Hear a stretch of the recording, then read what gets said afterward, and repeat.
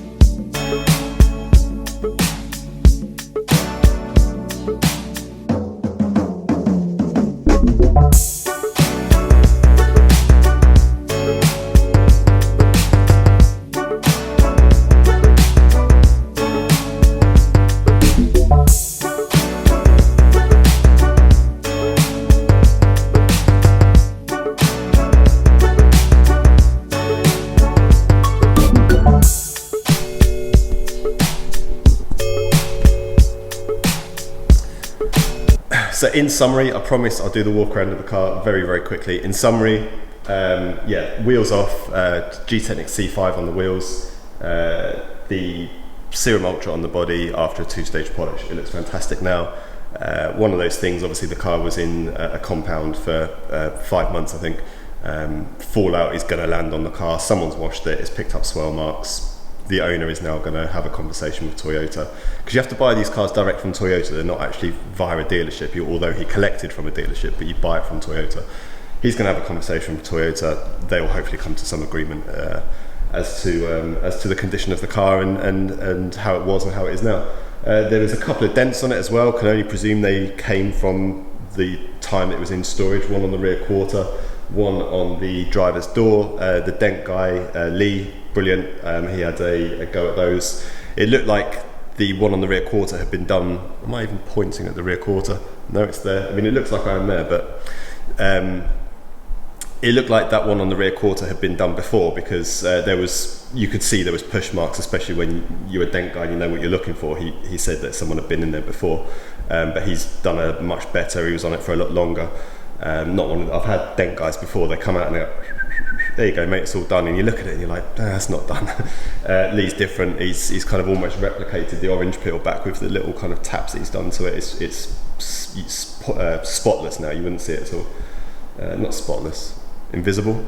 So yeah, the dents have been done, and then we polished after he did the dents. So we didn't do those panels until we'd done the dents, because he's obviously touching it, sticking his line board onto the paints. There's no point detailing it and then doing the dents afterwards. So it's nice to be able to do things in the correct order, and then you end up with an end result that's like this. Thank you for watching. There's a video coming out this weekend on a Mercedes GT Black Series, GTR.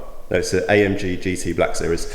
Footage that I took last year, beginning of last year, that I just didn't do anything with, but hey, I'm in the new YouTube mood, so let's put it out. That'll be out on Saturday afternoon. Already made the video, it's queued up, ready to release, so hope you enjoy that.